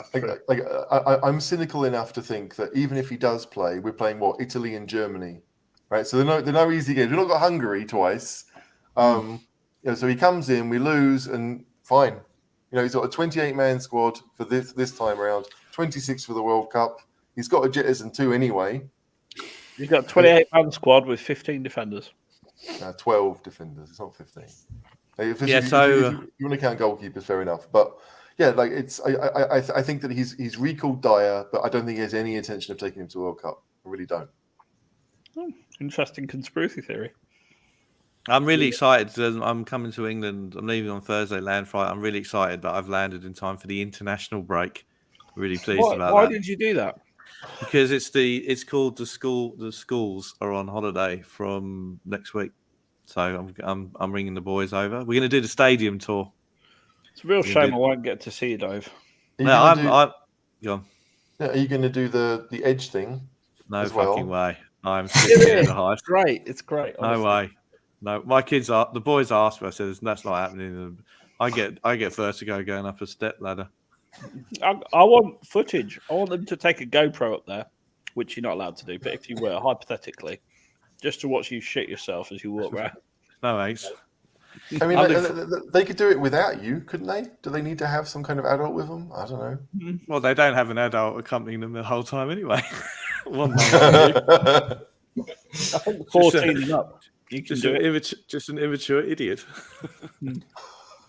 So no, we're going to do the tour, and we're also the other big thing. Grow a set. Your mum's being a bit rude to me today. What's going on? I thought your mum liked me. Grow a set. Dave, what else are you doing in the UK? Do you want to know what else I'm doing? We're going to do Madame Tussauds. Is it all London based? We're going to Sussex for a day. Got mates down in Sussex. We can go down there. And the other thing that we're doing is we're going to Mr. Humbug, an old-fashioned confectionery shop in Greenwich Market. Anyone lives in the area, go to Mr. Humbug. He's a very good mate of mine. And finally, the biggest thing that we're doing, really important. So we all know the big YouTube rapper sensation KSI and his posse that's called the Sidemen. We're going to the Sidemen chicken shop in Wembley. That's a big part of the trip. Huge. Can't wait. That's massive. Okay. I'm not going to Butlins. So hang on. I just want to quickly ask. So you're going to Butlins. Who's the entertainment at Butlins this year? We did look at this last year already. No, I don't. Well, who's on? Well, your favourite man is there. Mr. Tumble. Yeah, Mr. Tumble's there. It's a just for tots break. So, it's under 5s and only allowed in. So, I'll be right. My mentality will be perfect for that. So yeah, the entertainment is like people dressed up as PJ Masks and Peppa Pig. Andy's baby animals. Andy's baby animals. All that shizzle. So, you doing that? Are you doing that for a week? 4 nights. I can't bear a week, and I might come home after 2 if I'm being perfectly honest. It depends how it's going. Well, it's not like you to leave early, is it? I set you up and you delivered. Very good. Thank you very much. Here all week. Try the veal. Here's a hypothetical question for you. If England, and you can play along at this in the chat, if England are progressing in the World Cup and they look like they're going to go down to the last 4, would you rather we go deep in the tournament or get all our players back fit and well for the Premier League? HG.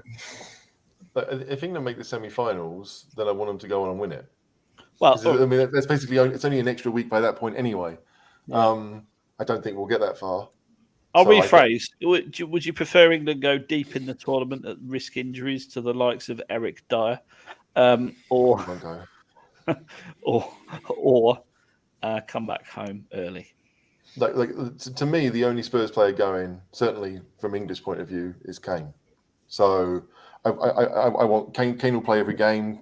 So yeah, running the risk of him being injured, that's going to happen anyway. But it could be anyone. It could be Romero, who plays 7-8 games. Is it 7 to win the World Cup? I think it's 7. Just on this, Lindy, Basil Brush is listed as one of the entertainments as well. Oh, is he? I'm not quite sure that's what you meant, but yeah. Is he? That's HG's mate, Basil Brush. That's right, Basil Brush, Derngate Theatre in Northampton. There you go. No, well. JP, you look completely lost by anything we've said in the last 5 minutes. I'd like to apologise for the English references. You lost me at Butlands, but you got me back at Basil Brush, so there we go. Well, there you go. I never knew Basil Brush travelled so far. Basil Brush did travel. Bang, bang. Oh, there you go. Anyway, back to the World Cup. Yep. Back to the World Cup. Who's in Australia's group? Well, I mean, you two are Aussies, so I don't even know why I'm asking you. To be honest, let's be fair. You're a fake Aussie. Yeah, I was going to say that. Like, he doesn't give a shit what England do, is he? No, I was like, get knocked out of the group, get them all back early. But then at the same time, I thought, well, then if Harry wins something, then everyone can shut up about he's never won something. He has to leave Tottenham to go and win something, and that would be nice as well. So I don't give a shit what happens either way. I would love England to win it because obviously I'm English. So to supersede. It's another exclusive. Well, half English, Welsh. I don't think the Welsh are going to win it. So they have to play England, so they've got a chance. Yeah, probably. Well, there you go. I'll have a foot in each camp. Let's talk score prediction for Leicester then. Come on, give me your scores on the doors, Marjorie Dawes, DaveO. I'm not. I'm going to go 4-0 Tottenham. What pessimism! I'm going to go 4-0 Tottenham. And who's going to score? Royale. Royale. When he said bang bang, it's boom. I didn't say bang bang, didn't I? Bang. I was thinking boom boom, and I said bang bang. Brilliant. Yeah, I don't know. It's very early, Adrian. It's not now. Yeah. It's 7:30, but 4-0. Emerson Royale's going to score. He's going to be our new free kick specialist. He's going to score a 25-yarder like Hoddle in the glory days. He's going to run to the stand and he's going to kiss the badge. 4-0. You're only trolling yourself. HG. 3-2 Spurs. High scoring. Ooh. I think it'd be that. I saw a great high scoring match. 5-4 that one year. There was nothing left. It was dead rubber. But it was great. JP? The last time we played them finished 3-2 as well, didn't it? But you only saw 3 of those goals. So he saw it at 2-1. Yeah. 2-1 defeat from Cole. Yeah. I mean, technically speaking, I was in Leicester and I was watching it when the goals went in. On your phone? On your phone. Yeah. JP? 3-1 will concede first. Yep. How many goals is Tanganga going to get? 2 assists.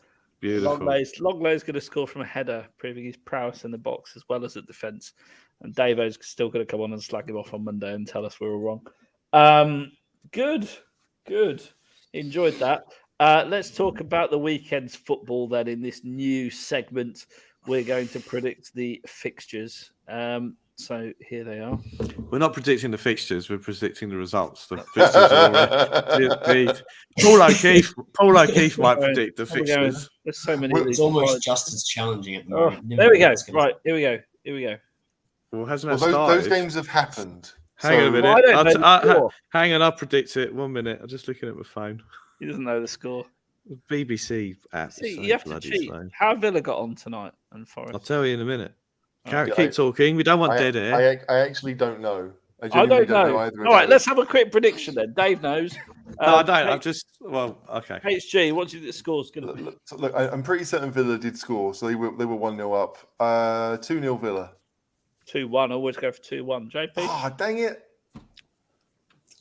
Are we No, I don't know. 2-1. That's what you just said what the result was. No, it's my prediction. All right, 2-1. 1-0. Was it 2-1? I don't know. I haven't looked yet. I'll put it down. This is very confusing. Forest Fulham 2-2. I'm going to say Forest have lost to Fulham 2-1. I reckon Forest have beat Fulham 1-0. Right, I'm going to take I think Fulham have won. Yep. 3-1. 3-1. Yeah. Blimey. Has anyone got the results yet? What about the Villa one? Can someone hang tell on. us the results? Villa 1-0. Villa 1-0 full time. Ah, Fulham 3, Forest 2. I was pretty close with 2-2. I had a feeling it was going to be high scoring. Dang it. Mitrovic didn't score. There you go. Good, because I nearly put him in the team and I didn't at the last minute. There you go. Good. So, despite, I mean, that was quite good given the games had happened. I felt instant gratification on the back of that. Let's talk about these bad boys. Wolves City. Actually, 3-0 City. Yeah, don't Wolves have the best defense in the league right now? So however many goals they've conceded, Man City will double it in one game. Man City will win that. Mm-hmm. Man City 2-0. Man City 2-1. 2-1. I like a 2-1. Newcastle Bournemouth, Dave. The Eddie Howe derby, the Eddie Howe tribute game. You got to say that Newcastle are going to win 3-1. JP? Newcastle 2-0. Yeah, I was going to go with that. I mean, Newcastle should win. So, yeah, make it boring. 1-0. 2-1 home win. Spurs versus Leicester. We did. We did that. I can't remember what you said, though, if I'm being really honest. What Don't all ask of us us? again, 'cause neither can I. Well, I said 2-1 home win. So let me just this right. You're hosting the panel, Yep. and as your role as facilitating the panel, you've forgotten what we said exactly 3 minutes ago. 100%. Right. I have had 2 brew dogs, a beaver town, and a double gin. So, And a garnish. Don't forget the garnish. John. and Garnish, some John. jelly baby things that are fizzy. You know what? I reckon we'll win 4-0. And you know what? I think Royale will score a 25-yard. I do remember you hold on. Actually, I can't believe you. I mean, you said 3-2. I did, yeah. Yeah. So I remember what you said 2 minutes ago. I think I said 3-1. Next page. Tanganga hat trick. Oh, here we go. The London derby, Brentford Arsenal, Dave. I really see. I think that's got 2-2 written all over it. Do you know what I mean? And how did Arsenal warm up this week, preparing for the cauldron of hate at Brentford Stadium? What song is Brentford known for? I can't think of any. I can't think of anything. No idea. Arsenal went on a pub crawl. It's about the only thing anyone knows about Brentford's old stadium, at least. That's right. So 2-2. 1-1. Honestly, 3-0 Arsenal. I've no doubt they'll win that game. I've gone 2-1 Brentford. Yeah. Do you know, HG, you're really lining up a great weekend for yourself. You reckon Arsenal went to Palace and they won. This is the winner. Brentford good, but no. You didn't see this coming, though, did you? He's one manager if the month. Yeah, he won Does that mean manager. does that mean he gets sacked in 4 weeks? Probably the Nuno effect. The next few games. But they lost against Man United, so has the curse already happened? No, it's a month. Sorry, Adrian and in the chat and John in the chat. Apparently, Brentford's song is "Hey Jude" by the. It is. Yeah, it is. Yeah. What's the link there then? They just play it. They just play it. There is no link. Right. I know. Okay. I thought it was weird too, to be honest. I even queried it. That's why I know that is correct. Okay. Very odd. And Everton versus Spam. It's the Frank Lampard derby. Oh, bloody hell. I mean, there's just 2 teams that you just go, ugh, really, don't you? I'm going for an extremely dull 0-0. Okay. H. What? Yeah, 1-1. I actually think Everton have a pretty good chance of winning it, but I think Pickford's injured, right? So whoever their sub-keeper is going to have to play, 1-1. West Ham will be knackered from their trip to Denmark, so 1-1. It's not that far. JP? West Ham, Everton's keeper can't be that good if Pickford's keeping him out of the team. So I'm going to go West Ham 2-1. Pickford's injured, isn't he? 2-1 to Everton, I'm going to go for. Okay. There we go. Monday night game.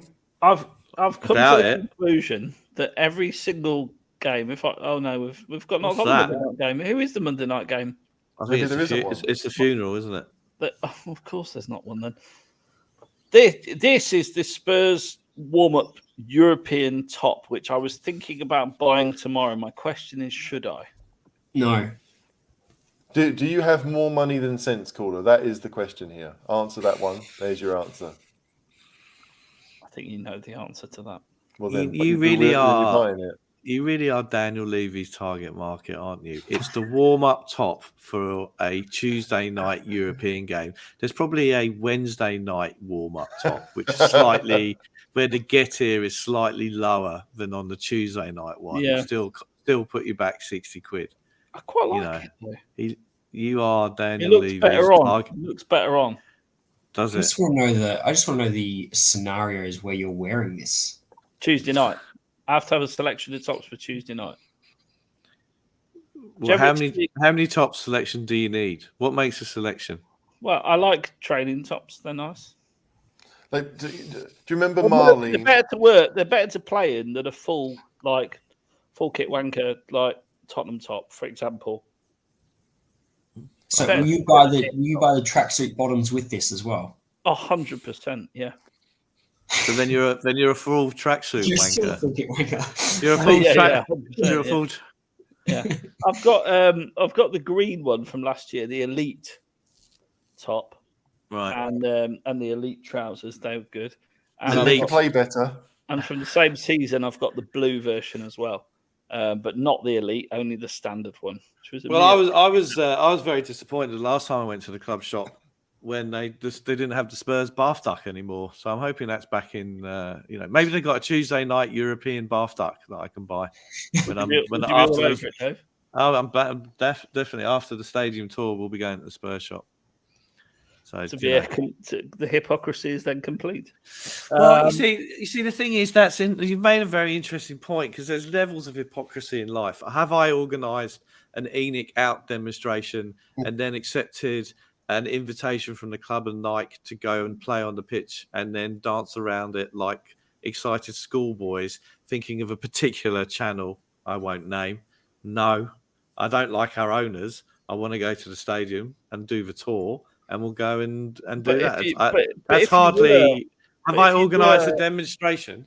No. If you were invited to play on the pitch, would you do that? I wouldn't because I'd tear a hammy in 30 seconds. I mean, the actual... my hammy. Yeah, I would literally love to... I wish there was footage of the influencers game at Spurs because I'm pretty convinced a lot of the people playing had never kicked a football before in their life. But yeah, there you go. Apparently, I can get elocution lessons in the UK. That's a bit rude, isn't it?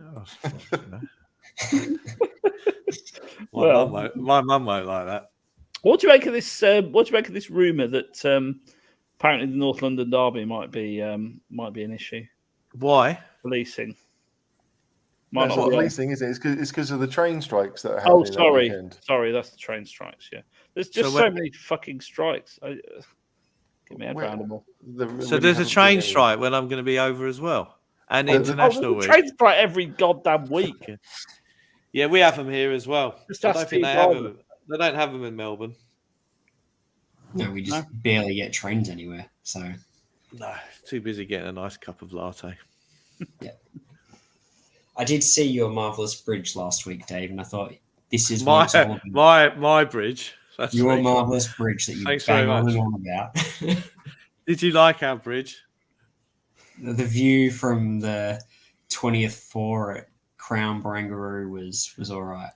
Yeah.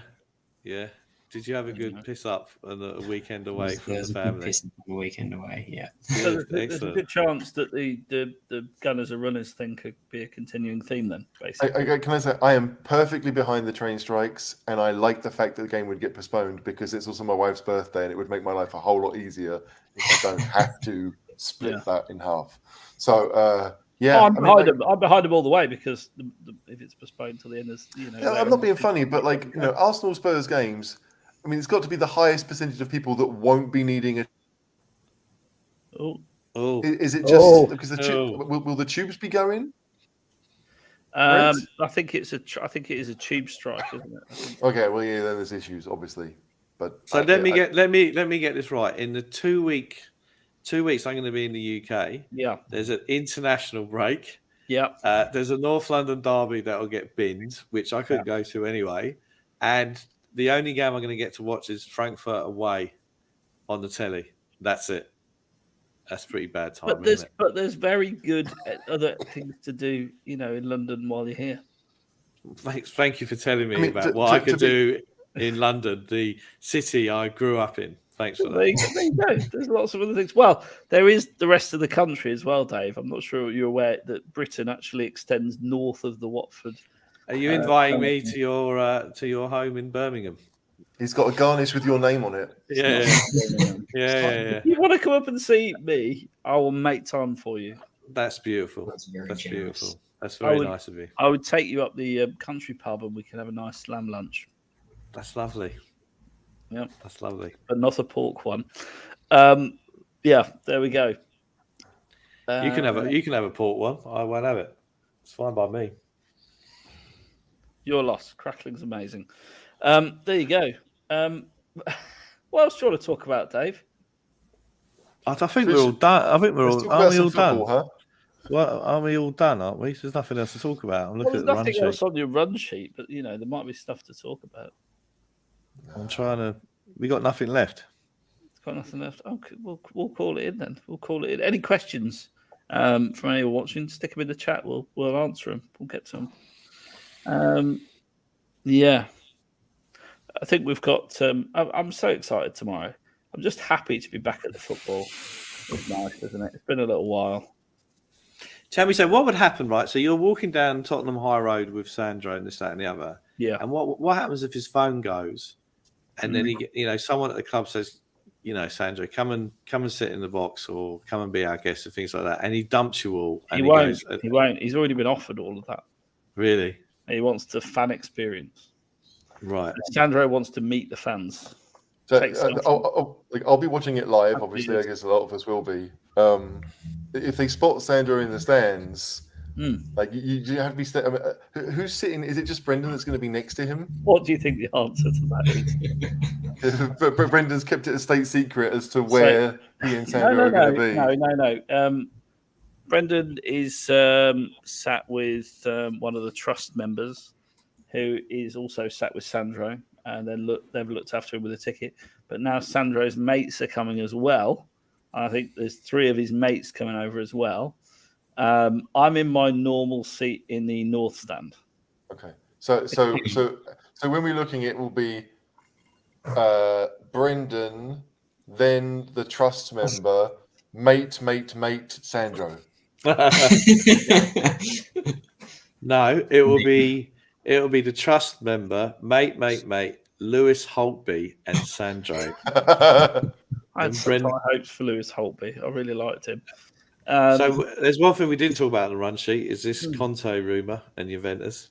It's bollocks, though, isn't it? I don't believe that there's much. I don't believe that there's much value in that. If I'm being really honest, I can't see him going back to Juve at this precise moment, mainly because of Paratici. I genuinely think he'll extend his contract. HG. No, I think the thing is with Juventus, like obviously they're not winning games, they're not playing great. I mean, they were unfortunate to not win the last game because they had the VAR decision go against them when the guy was clearly onside. But yeah, I mean, for Juventus, if they thought they could get Conte back, they may want to do it because where else are they going to go? Tuchel, I guess, Pochettino, possibly. I don't know. But like, if there's any Italian team that is going to be struggling, then Conte is going to be linked with them because the press want to believe that he's not committed, and the only way they're going to stop doing that is if he signs a new contract. As far as I can make out, I don't think his wife and daughter have moved to London. I think they've continued to stay in Italy. And you know, on a personal level, how long does he want to carry on doing that for? Right? You know, and I think that, you know, the whole Kane and Conte future, they're just linked to each other. It's as simple as that. Well, no, in your opinion, they are. Well, I think, well, it is my. No, you're right. It is my opinion. My laptop bag didn't say that. It's not a ventriloquism show. In your no.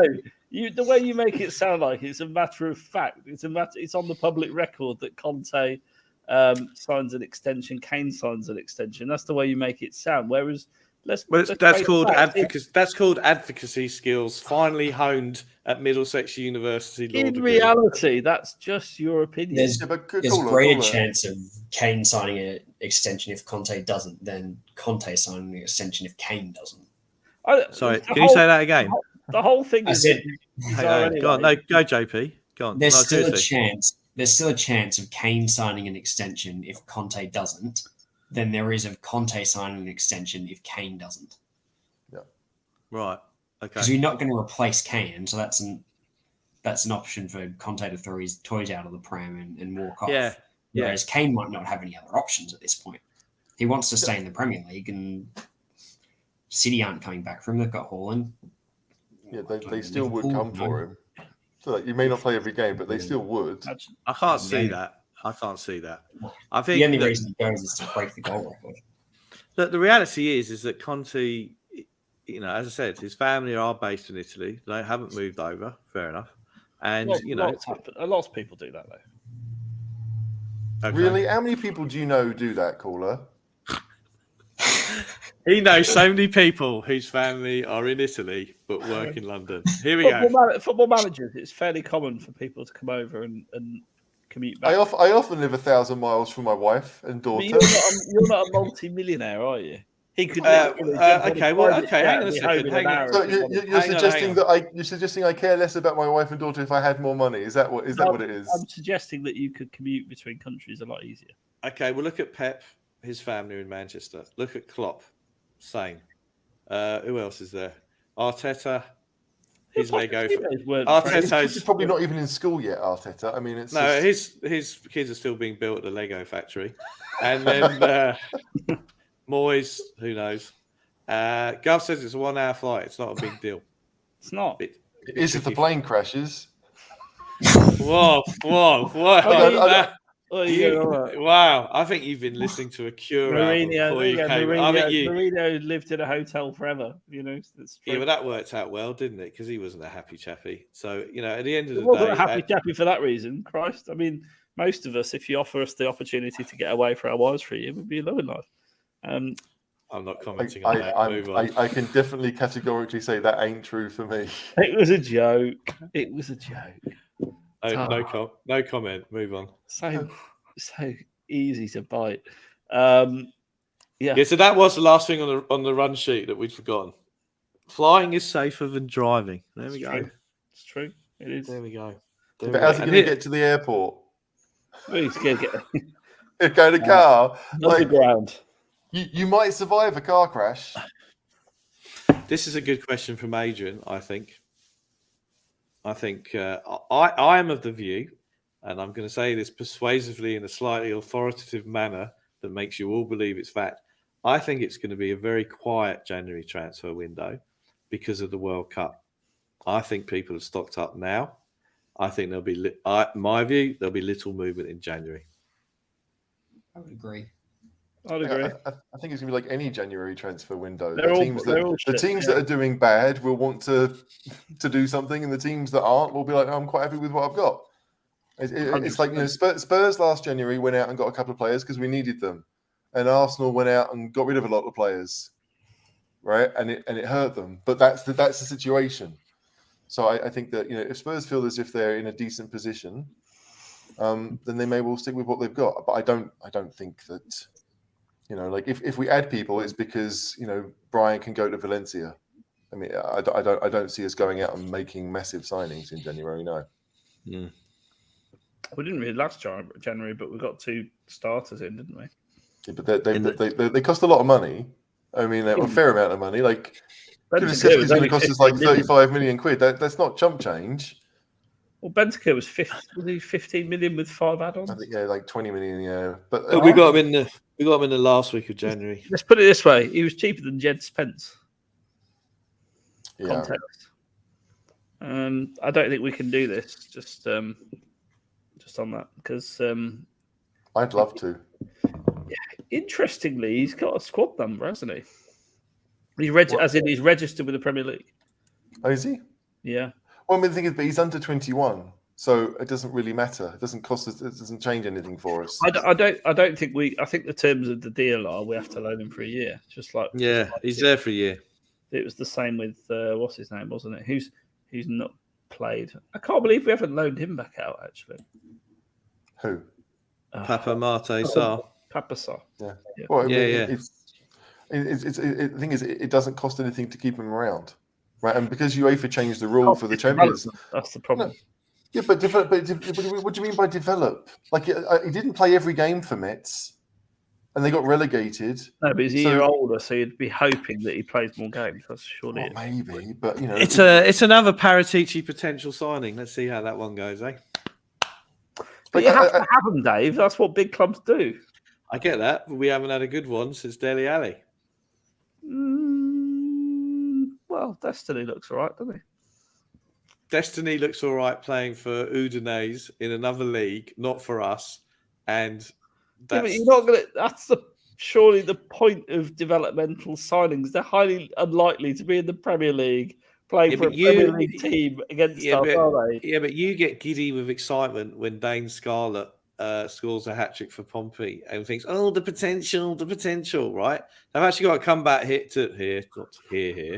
I don't think. And they've got to prove their worth in a Tottenham shirt playing in the Premier League. That's what it is. That's what it's about. I don't think I've ever said that, but yeah. Yeah, you do. You get excited. There is this to discuss. Are Chelsea the shittest fan base in the history of fan bases? Oh my god. I haven't seen this yet. Yeah, this appeared on Twitter. Who posted that? Twitter, the place where if you keep your eye on it, you get a lot of journalistic content out of it. Did Paul O'Keefe post that? You leave Paul O'Keefe alone. He's a top bloke. Do you know him personally? What's that got to do with anything? I don't know you personally, but I'd still say you're a top bloke. You've met me for 10 minutes. That'll do, isn't it? I think anyone who's met Dave for more than 10 minutes knows he's not a top bloke. So, I suppose there is this one to talk about as well. Højbjerg being a machine. He said that 134 games for club and country in 2 years. That's why he looks so knackered. Do you think he is knackered, Dave? I think he is a bit knackered.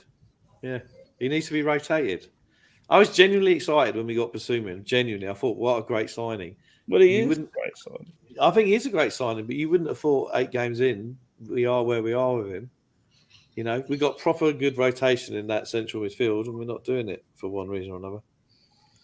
I mean, this is the funny thing. Like, I think it's only been because of various postponements. We've only had the 1 week where we've played Saturday, Wednesday, Saturday, or midweek, weekend. So we talked about rotation. I always thought the rotation would happen once the game started coming more often, but it still hasn't really happened, and it may not. If the North London derby gets postponed as well, it's October 4th before we start doing it. So it might have been nice to see him, but again, it's only because I feel like for most fans, we've struggled a little bit, and we're all hoping, we're all trying to find something that could spark a change in the way that we're performing. But I don't know. Like, I mean, Højbjerg clearly does play a lot, and he's always there, and managers trust him, whatever that means.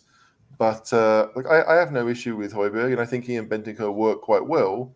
It's just, with 3 centre backs that don't really move the ball forward, and an attacking 3 that hasn't really functioned either. Like, everything is just stodgy. And if we can sort the other aspects out first, I actually think that it would make the the central midfielder's job a bit easier. But they are being forced to do a lot of defending, and maybe that's not Bissouma's game. I don't know. Yeah.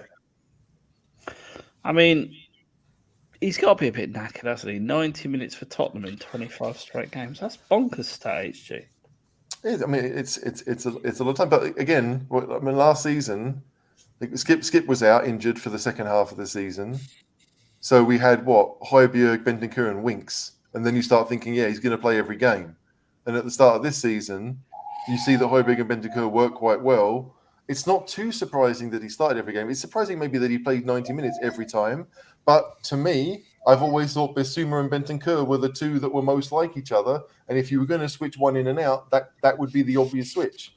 So, Skip's injuries have probably contributed to the fact that Højbjerg's played as much as he has, more than Højbjerg himself. Sounds like the kids are up. It does.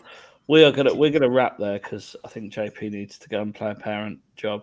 JP, thanks for joining us once again. Play a parent job? He just is a parent. It's a job for life, unfortunately. I'd turn it on and off like, that'll be fun. Let's go have a game of Parenthood now.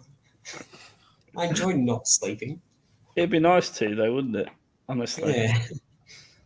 Yeah. What's the Australian equivalent of Butlins? There's got to be something. There isn't one. It's got to be something equally shit. It's a very British thing. There's no Austrian equivalent either. No, I don't think there isn't one. You got centre parks on the continent that are just shit. But centre parks ain't British.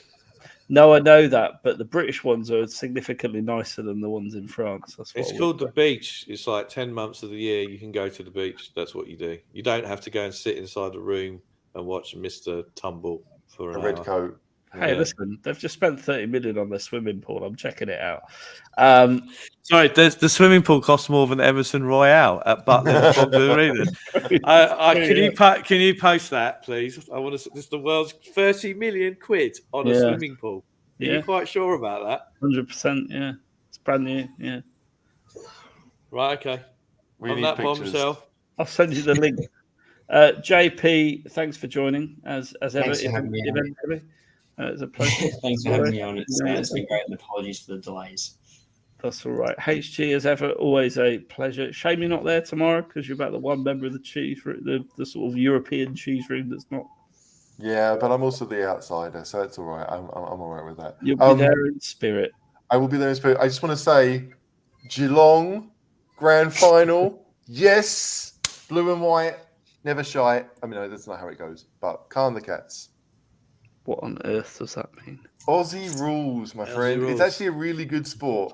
It really is a good sport. Yeah, I've tried watching this. They had the semi-finals today. The first semi-final was today or yesterday for the Aussies, and Geelong sauntered into the final. To be honest, I actually think they'll lose. Whoever they play next week, I think they'll lose because Geelong have a very Spursy record in finals. Geelong. But you try it in an Australian accent. What, Geelong? Geelong. Yeah. The worst part about Geelong is you have to go past the treatment plant in Werribee to get there. And Werribee stinks. Absolutely stinks. But I think the other semi is Collingwood Geelong, and my mum is a Collingwood fan just to piss me off. So I really don't want that to be the final. But I think that whoever plays, thanks, Cam. I'll give Aussie rules another go. It seems like a bit niche, but no, you just have to get up really early next week. Or is it an evening final again, or is it mid-afternoon as always? Do you know, Aussies? It's mid-afternoon. Yeah. So it's super early in the morning then, like 5 a.m. for you, caller. I'm not sure that's going to work. I just record it. Our kids are really. It'll be on Sky Go. I'm at Butlins anyway, so I think it's on BT. What's in between the Mr. Tumble, I think JP really needs to go. Go, JP, go. See you later. DaveO, I'd say it's a pleasure, but that would be doing it a disservice. It's always I think it's the first show we've done together for a while. It's always, it just fills me with happiness to be on with you. He's been the grumpy one tonight, not me. Me? Yeah, you. Why am I grumpy? What's been grumpy about me? Leicester are going to beat us. No, I didn't say that. I said we'd win 3-2. Plane crashes. What was the other one? Yeah, I think you listened to Disintegration by The Cure before you came on, didn't you? So and on that bombshell, we're going to beat Leicester tomorrow. Come on, you Spurs. Come on, you Spurs. Come on, you Spurs. Come on, you Spurs!